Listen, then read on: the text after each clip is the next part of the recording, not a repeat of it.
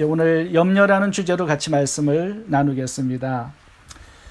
느리게 사는 즐거움이라는 책이 있습니다. 그 책에 이런 구절이 있어서 여러분들과 함께 나누겠습니다. 우리가 하는 걱정의 40%는 절대 일어나지 않을 것에 대한 것이고 30%는 이미 일어난 사건들이고 22%는 사소한 사건들이며 4%는 우리가 바꿀 수 없는 것들에 대한 것들이다. 겨우 나머지 4%만이 우리가 대처할 수 있는 진짜 문제이다. 즉 96%의 걱정거리가 쓸데없는 것이다. 고민은 10분만 하라. 제가 몇 주간 동안에 여러 성도님들의 기도 제목을 받게 되었는데요. 예전하고는 좀 다른 그런 기도 제목들을 주셨습니다. 한 분은 우울증 치료를 위해서 기도해 달라고, 그리고 재정적인 어려움을 잘 견뎌낼 수 있도록 힘을 달라고 그렇게 기도 요청을 해 주셨습니다. 또 새로운 직장의 문제 잘 해결될 수 있도록, 또 배우자와의 갈등을 잘 해결할 수 있도록 기도해 달라고 요청을 주셨습니다. 주신 글들을 읽어보면 그 속에 걱정, 근심, 염려, 불안이 많이 들어있는 것을 느낄 수가 있습니다. 직장과 사업을 잃어버리고 재정적인 어려움 때문에 고민하시는 분들도 많이 있는 줄 압니다. 제가 최근에 뉴스를 들어보니까 미국의 빚이 상당히 많이 늘어가고 있다는 뉴스였습니다. 세계 제1의 부채국이 되었다라는 뉴스인데요. 한 가구당 빚을 얼마나 졌느냐? 125만 불을 지고 살고 있다고 하네요. 한 가정당 미국에. 1.25 밀리언. 믿어지지 않는 그런 금액입니다. 지금 빚이 20 트릴리언을 훨씬 넘어갔어요. 저도 이제 은퇴를 앞두고 있다 보니까 제가 은퇴 후에 20년, 30년을 더 살아야 되는데 정부에서 주는 돈을 가지고 독립적인 그런 생활을 할 수 있을까 좀 염려가 되기도 합니다.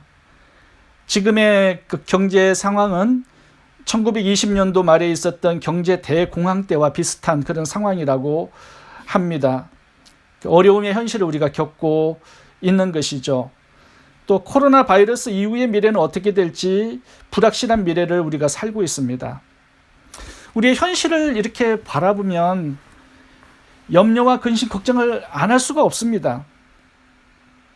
이러한 현실과 불확실한 미래 속에서 살아가는 우리들에게 오늘 본문은 염려하지 말라 말씀을 하고 있습니다. 저는 오늘 본문을 통해서 왜 염려하지 말아야 하는지 그 이유를 두 가지로 함께 살펴보기를 원합니다. 첫 번째는 염려하지 말라는 것은 하나님의 명령입니다. 우리가 왜 염려하지 말아야 할까요? 그것은 하나님의 명령이기 때문입니다. 오늘 본문에는 첫 문장이 염려하지 말라로 시작해서 결론이 염려하지 말라로 끝나고 있습니다. 12장 22절을 제가 읽어보겠습니다. 제자들에게 이르시되 그러므로 내가 너희에게 이르노니 너의 목숨을 위하여 무엇을 먹을까 몸을 위하여 무엇을 입을까 염려하지 말라. 명령문입니다. 결론적으로 29절을 보시면 너희는 무엇을 먹을까 무엇을 마실까 하여 구하지 말며 근심하지도 말라. 성경을 보시면 오늘 본문뿐만 아니라 염려하지 말라라고 하시면서 그것이 전부 다 명령문으로 나와 있습니다. 빌립보서 4장 6절도 보시면 Do not be anxious about anything 이라고 나와 있죠. Do not이라는 단어가 항상 염려 속에 따라 나옵니다. 마태복음 6장 34절 그러므로 내일 일을 위하여 염려하지 말라. 누가복음 12장 11절도 마찬가지입니다. 대답하면 무엇으로 말할까 염려하지 말라. 이렇게 염려를 말씀하시면서 왜 do not 명령어를 쓰고 있는지 궁금합니다. 왜 하나님께서는 염려하지 말 것을 명령으로 내리고 있을까요? 그 이유는 이 염려와 걱정이 하는 파괴적인 역할 때문입니다. 이 염려와 근심과 걱정이 우리의 생명을 죽입니다. 그래서 하지 말라고 명령하고 있는 것입니다. 고린도후서 7장 10절을 읽어보겠습니다. 세상 근심은 사망을 이루는 것이니라. 이 근심과 사망이 함께 나오고 있습니다. 왜냐하면 이 염려, 근심 이 단어가 헬라어를 찾아보니까 메림나오라는 단어를 썼는데요. 사전을 찾아보니까 이런 뜻입니다. 나누다, 쪼개다, 도살하다. 그러니까 염려와 걱정이 죽음을 가져오는 역할을 한다라는 것입니다. 하나님의 명령에 우리가 순종하지 않고 계속 염려, 걱정을 하게 되잖아요. 그럼 어떻게 됩니까? 사망을 가져오게 됩니다.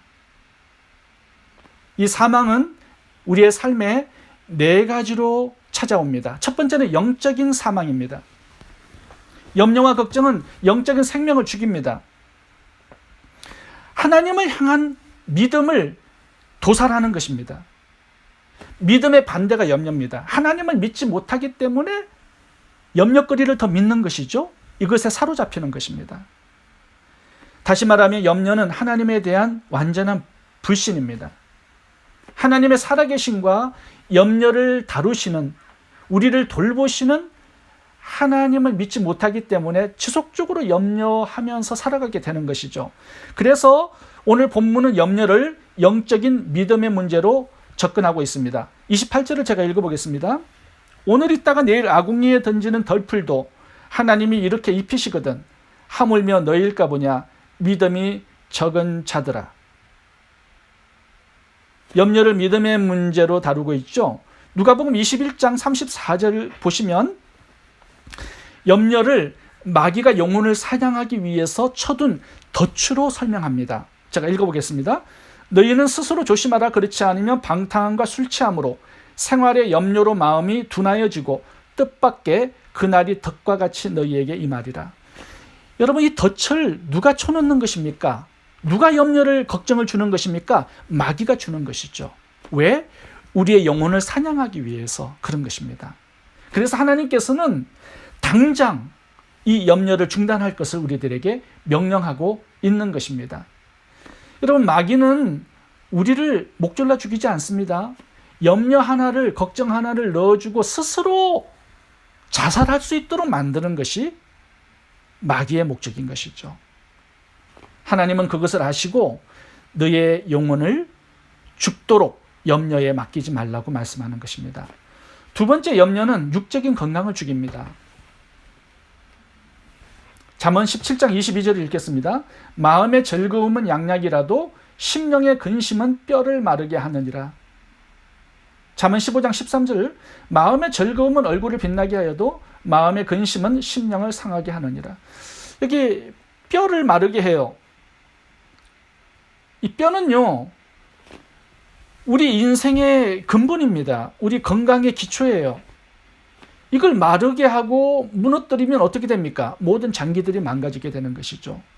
그러니까 염려와 근심은요, 우리의 기초를 꺾어버리는 것입니다. 근본을 무너뜨리는 것입니다. 건강에 치명적인 손상을 가져오게 되는 것입니다. 소화불량, 위장병, 심장과 관계된 모든 질병들이 염려와 걱정, 근심, 두려움 때문에 생기는 것이라고 합니다. 염려, 근심, 걱정을 많이 하는 분들은요, 그렇지 않은 분들보다 심장에 관련된 질병이 50%가 더 증가된다라고 나와 있습니다. 그러니까 부정맥, 신경근색, 심장마비, 이러한 심장에 관계된 질병들이 염려와 걱정이 많은 사람들에게 찾아온다라고 그렇게 적혀 있습니다. 세 번째, 염려와 근심은 정신도 죽여버립니다. 정신을 나누어 버리죠. 근심은 심령을 상하게 해요. 잠언 12장 25절에 보시면은 근심이 마음에 있으면 번뇌케 합니다. 마음을 나눈다라는 뜻이죠. 그래서 어떻게 됩니까? 평안을 잊어버리게 되죠. 불안, 초조, 불면증, 무기력증, 우울증, 심신쇠약, 대인공포증, 자살까지 하게 되는 것입니다. 네 번째, 염려는 신앙을 죽입니다. 마태복음 13장 22절을 제가 읽어보겠습니다. 가시떨기에 뿌리웠다는 것은 말씀을 들으나 세상의 염려와 재리의 유혹에 말씀이 막혀 결실치 못하는 자요. 여기 염려와 열매가 함께 나옵니다. 염려는 신앙의 열매가 없도록 기운을 막는다라는 것이죠. 그래서 염려가 들어올 때는 믿음, 신앙, 성장이 다 죽어버립니다. 염려가 이렇게 파괴적인 역할을 합니다. 사망을 가져와요. 영혼, 육체, 정신, 신앙을 다 죽여버리는 역할을 하는 것입니다. 세상 근심은 사망을 이루느니라. 이 법칙이 적용되기 때문에 그런 것입니다. 여러분, 하나님은 믿음의 사람들에게 역사하시고 기적을 행하십니다. 그런데 염려 걱정하는 사람들에게는 함께 할 수가 없습니다. 왜요? 그것은 하나님을 믿지 않는 불신앙이기 때문에 그런 것입니다. 베드로 전서 5장 7절에 이렇게 말씀하는 구절이 있습니다. 너희 염려를 다 주께 맡기라. 이는 그가 너희를 돌보심이라. 근데 영어 성경을 보니까요, cast all your anxiety 이렇게 나옵니다. cast out이라고 나와 있어요. cast, 던져버려라.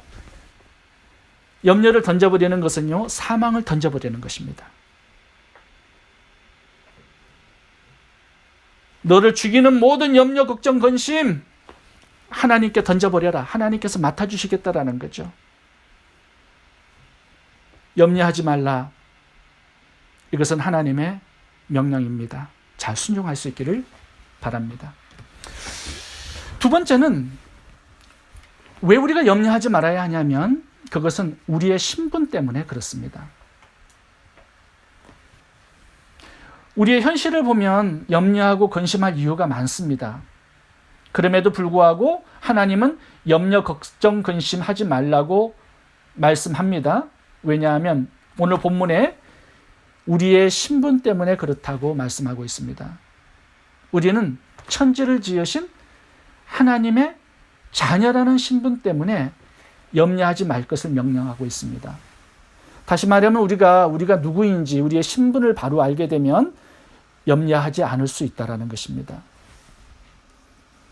오늘 본문을 한번 같이 읽어보겠습니다. 오늘 본문을 보시면 하나님을 아버지로 표현을 합니다. 30절, 이 모든 것은 세상 백성들이 구하는 것이라 너희 아버지께서 이런 것이 너희에게 있어야 될 줄을 아시느니라. 우리의 모든 필요가 무엇인지를 하나님께서 아시고 있다라는 것입니다. 32절을 읽어보겠습니다. 저건 무리여 무서워 말라. 너희 아버지께서 그 나라를 너희에게 주시기를 기뻐하시느니라. 우리를 천국의 상속자를 삼으시고 나라를 물려줄 계획을 가지고 계신다라는 거예요. 그런 분이 우리의 먹을 것 가지고 우리가 힘들게 그렇게 사는 것을 그냥 내버려 두시겠습니까? 이게 정말 믿음이 없는 것이죠. 하나님께서 오늘 본문을 보시면 6가지 예화를 사용하시면서 너희는 너무너무 귀한 나의 자녀라고 말씀을 하고 있습니다. 근데 이 6가지의 예화를 봐보시면 첫 번째는 까마귀입니다. 24절 읽어보겠습니다. 까마귀를 생각하라. 심지도 아니하고 거두지도 아니하며 골방도 없고 창고도 없으되 하나님이 기르시나니 너희는 새보다 얼마나 더 귀하냐. 왜 하필 까마귀일까요? 레위기 11장을 보시면 이 까마귀가 부정한 새로 나옵니다. 먹을 수 없어요. 근데 하나님께서 제사도 받지 않는 이 까마귀의 부정한 짐승을 가지고 이런 까마귀도 하나님께서 내치지 않습니다. 먹을 것을 공급하시고 보호하시는 거예요. 우리가 재수 없다고 돌을 던지고 내어 쫓는 까마귀조차도 하나님께서 이렇게 은혜 가운데 살아가게 하신다면 예수님을 죽여 그 핏값으로 구원한 우리 자녀들을 하나님이 왜 돌보시지 않겠느냐 반문하고 계시는 거죠. 이런 부정한 짐승도 하나님이 먹이신다면 하나님의 자녀인 우리들을 하나님이 돌보시는 것은 너무나도 당연한 사실이 아니겠느냐. 그러니까 먹고 사는 것으로 너무 염려하지 말라 말씀하는 것입니다. 두 번째 백합화입니다. 27절 읽어보겠습니다. 백합화를 생각하여 보아라.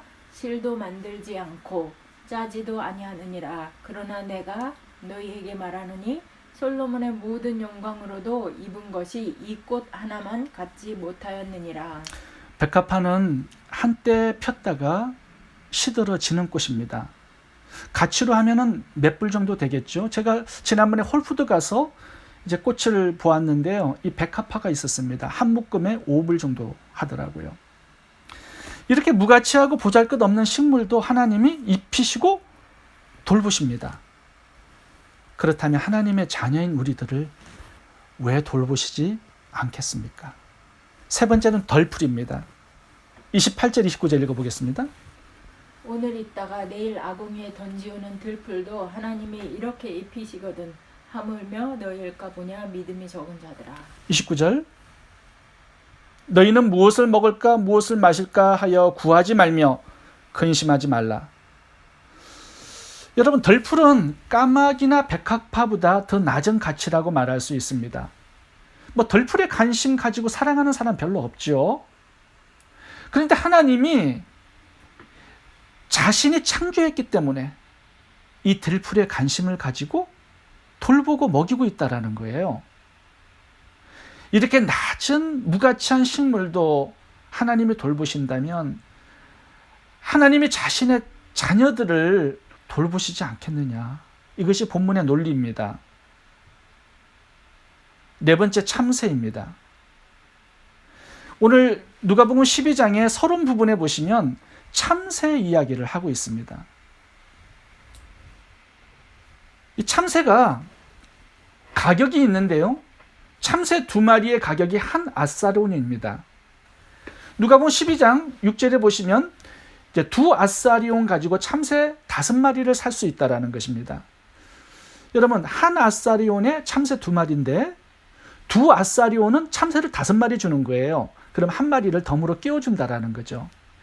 보통 장사를 하면 한 마리 끼워주는, 덤으로 주는 그 참새는 어떤 참새입니까? 아주 튼튼하고 멋있는 참새인가요? 아니면 병들어 곧 죽어가는 그런 쓸모없는 참새를 덤으로 줄까요? 예, 병든 아주 약한 참새 새끼를 덤으로 주겠죠. 그런데 오늘 본문에 굉장히 은혜로운 성경 구절이 있습니다. 하나님이 그 중에서 그 하나도 잊어버리지 않는다라고 말씀하세요. 근데 정관사를 붙였어요. 그 하나 누굴까요? 덤으로 끼워준 병약한 새끼 참새 한 마리입니다. 하나님이 덤으로 그냥 따라가는 가장 무가치한 병든 참새 새끼 한 마리에게도 관심을 두고 있어요. 마음을 가지세요. 생각해 주세요. 이것이 보편적인 창조주로서 자신의 피조물을 향한 하나님의 자상한 성품입니다. 그렇다면 우리는 하나님의 자녀인데 얼마나 귀하게 여기시고 마음을 쏟으시고 돌보시고 행복을 위해서 일해 주시지 않겠습니까? 자녀들의 행복은 아버지의 행복인데 말입니다. 그래서 염려하지 말 것을 설득하고 있는 것입니다. 여러분, 이래도 계속 염려하시겠습니까? 5번째 예화를 보겠습니다. 그것은 머리털입니다. 한번 읽어보겠습니다. 너희에게는 심지어 머리털까지도 다 세신 바 되었나니 두려워하지 말라. 너희는 많은 참새보다 더 귀하니라. 여러분, 누가 머리카락을 헤아릴까요? 저 같은 탈모 현상이 있는 사람은요, 매일마다 머리카락이 몇 개 빠졌는지 계속 헤아리게 됩니다. 사람의 머리카락은요 10만 개입니다. 수명도 있습니다. 남자 머리카락은 4, 5년이고요. 여자 머리카락은 6, 7년입니다. 그리고 빠지는 숫자도 정해져 있습니다. 50개에서 100개 사이가 빠집니다. 그리고 나는 숫자도 정해져 있어요. 50개에서 100개가 납니다. 그런데 이 복잡한 머리카락을요, 하나님께서 숫자를 날마다 헤아리고 계신다라는 거예요. 놀라운 사실이죠? 이렇게 변화무쌍한 너희의 머리카락의 개수도 다 세고 계시는데 너희의 지금 형편과 사정을 내가 모를 수 있겠느냐? 그러니까 얘들아, 나의 자녀들아, 염려하지 말라, 이렇게 말씀하고 있습니다. 6번째는요, 키입니다. 한번 읽어보겠습니다. 또 너희 중에 누가 염려함으로 그 키를 한 자나 더할 수 있느냐? 그런즉 지극히 작은 것이라도 능치 못하거든 어찌 그 다른 것을 염려하느냐? 아무리 말씀을 해도 그래도 염려를 내려놓지 못하는 사람들이 있어서 주님은 다시 한번 염려하지 말라고 말씀하시면서 우리의 키를 언급하십니다. 여러분, 우리가 아무리 염려해서 키가 조금 자랄 수 있을까요? 우리가 염려를 많이 해서 우리의 환경을 조금 변화시킬 수 있을까요? 그럴 수 없다라는 것입니다. 우리의 힘으로는 아무리 염려하고 노력해도 우리가 스스로의 문제를 해결할 수 있는 능력은 제한적입니다. 키에 있어서는 더욱더 그렇다라는 거예요. 그건 하나님의 주관입니다. 다시 말하면 염려로 할 수 있는 것은 아무것도 없다. 이것을 말씀하고 있습니다. 염려를 할 수 있는 것이 딱 한 가지입니다. 영적, 육적, 정신적, 신앙적 건강만 해치게 되는 것이죠. 그래서 여러분, 염려거리가 있다면 이 염려거리를 기도거리로 하나님 아버지께 맡기는 기도로 바꿀 수 있기를 바랍니다. 저는 이번 주 목요일 큐티를 하면서 은혜를 참 많이 받았습니다. 거기에도 새가 나오더라고요. 제가 이 성경 본문을 이렇게 묵상하다가 제 마음을 사로잡은 성경 구절이 하나 나왔습니다. 그게 신명기 22장 6절 말씀입니다. 바다가 나무에나 땅에 있는 새의 보금자리에 새 새끼나 알이 있고 어미새가 그의 새끼나 알을 품은 것을 보거든 그 어미새와 새끼를 아울러 취하지 말고 어미는 반드시 놓아줄 것이요 새끼는 취하여도 되나니. 참새를 잡을 때 새끼는 잡되 어미는 놓아주라고 명령을 내리고 있습니다. 저는 굉장히 놀란 게 뭐냐 하면 하나님의 관심이요, 이 새와 새의 새끼의 행복에까지 배려를 해주고 계시는 것이 상당히 좀 놀랐습니다. 율법을 제정하시는데요, 이 율법이 새와 그 새 새끼에까지 미치고 있다는 것이 굉장히 놀랐습니다. 어미새와 새끼를 함께 잡아가지 말라. 새의 가족들의 행복을 배려하는 율법이에요. 새와 그 새끼에까지 향하는 하나님의 관심, 배려, 자상함, 이 얼마나 놀라운 이야기입니까? 아주 저는 놀랐습니다. 율법이 이 새 새끼에까지 향하고 있다는 그 사실이 아주 충격적이었어요. 새 새끼에까지 미치는 하나님의 이 배려와 행복에 대한 보장이 저를 놀라게 했습니다. 신명기 22장에는요, 다른 짐승들을 향한 하나님의 행복을 위한 배려도 함께 나오면서 율법을 제정해 두셨습니다. 신명기 22장 1절을 보시면요, 다른 집 소나 양이 집을 잃어버리고 돌아다니는 것을 네가 보거든 절대로 그냥 지나치지 말고 수고스럽더라도 꼭 찾아주라고 말씀합니다. 2절을 보면 만일 주인을 모른다면 집에 보관하고 있다가 주인이 나타나면 꼭 돌려주라. 신명기 22장 4절은 나귀 등에 실은 짐이 너무 무거워서 그 나귀가 넘어져 있다면 너는 지나치지 말고 반드시 그 나귀를 일으켜 세워주라. 이것이 신명기 22장의 짐승들을 향한 하나님의 율법입니다. 하나님의 율법은요, 부정한 새인 까마귀, 백합화, 덜풀, 병든 참새 새끼 한 마리, 소나 양, 나귀와 새, 그의 새끼에까지 미치고 있었습니다. 너무나 그 피조물들을 향한 하나님의 사랑과 섬세하고 자상하신 배려, 창조주이기 때문에 피조물을 책임지고 그 행복을 배려하는 것은 너무나 당연한 하나님의 책임이라는 것이죠. 여러분, 그렇다면 우리 자녀를 향하신 그 아버지의 책임과 아버지의 자상하신 사랑과 행복에 대한 배려는 얼마나 크고 놀랍겠습니까? 우리가 염려한다라는 것은요, 아버지의 능력과 사랑에 대한 배신입니다. 불신이에요. 제가 탄자니아에서 잔지바라는 섬을 여행한 적이 있습니다. 배를 타고 1시간을 가는 거리인데요. 제가 배 안에 있는데 사람들이 바깥에서 웅성웅성하는 소리가 들렸습니다. 왜 그럴까 하고 제가 바깥을 나가봤는데요. 배가 가지를 못하는 겁니다. 왜냐하면 우리의 그 뱃길 앞에 엄청나게 큰 고래 2마리가 나와가지고 물을 뿜고서는 거기에 쉬고 있었습니다. 근데 길을 비켜주지 않으니까 배가 가다가 멈추어 선 것입니다. 저는 살아생전 그렇게 큰 고래를 처음 봤습니다. 2마리가 아주 여유롭게 그렇게 쉬고 있었습니다. 근데 제가 하나 굉장히 궁금한 게 있었습니다. 어마어마하게 큰 고래 2마리가 어떻게 하루의 양식을 먹고 사는지 굉장히 궁금해졌어요. 고래가 배를 채우려면 어마어마한 양의 새우와 물고기를 잡아먹어야 할 것입니다. 근데 고래가 느려요. 다른 물고기 봐보세요. 얼마나 빠릅니까? 근데 고래가 어떻게 자기 하루분의 양식을 먹고 살 수 있을까? 굉장히 궁금했어요. 고래가 체중이 150톤이 나갑니다. 근데 고래는 자기 체중의 5%의 양을 하루에 먹어야 살 수가 있대요. 그 양이 얼마냐 하면 8.5톤입니다. 그거는요, 큰 코끼리 한 마리의 분량입니다. 그 큰 코끼리 한 마리의 분량 8.5톤의 양을 고래가 먹어야 하루를 살 수가 있어요. 어떻게 먹을까요? 간단합니다.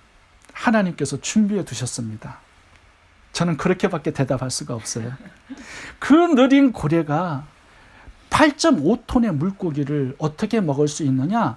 하나님이 먹고 살 수 있도록 다 준비해 주셨습니다. 그것이 피조물을 향한 창조주의 배려입니다. 여러분, 우리는 하나님의 자녀입니다.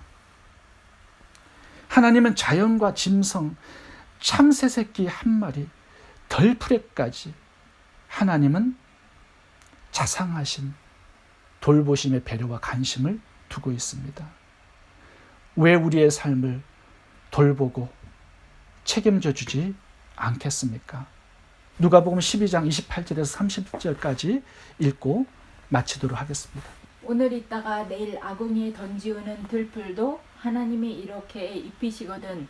하물며 너희일까 보냐. 믿음이 적은 자들아, 너희는 무엇을 먹을까 무엇을 마실까 하여 구하지 말며 근심하지도 말라. 이 모든 것은 세상 백성들이 구하는 것이라. 너희 아버지께서 이런 것이 너희에게 있어야 될 줄을 아시느니라. 아멘. 아멘. 우리 아버지께서 우리의 필요한 모든 것이 우리에게 있어야 될 줄 아십니다. 여러분, 염려하지 말라는 말씀은 주님의 명령입니다. 주님께서 자신이 있으셔서 하시는 말씀입니다. 얼마나 아버지로서 자신이 있으시면 이렇게까지 말씀해 주시겠습니까? 여러분, 더 이상 염려하지 맙시다. 하나님은 온 우주의 창조주 하나님이십니다. 그분은 우리의 아버지이십니다. 아멘. 기도하겠습니다.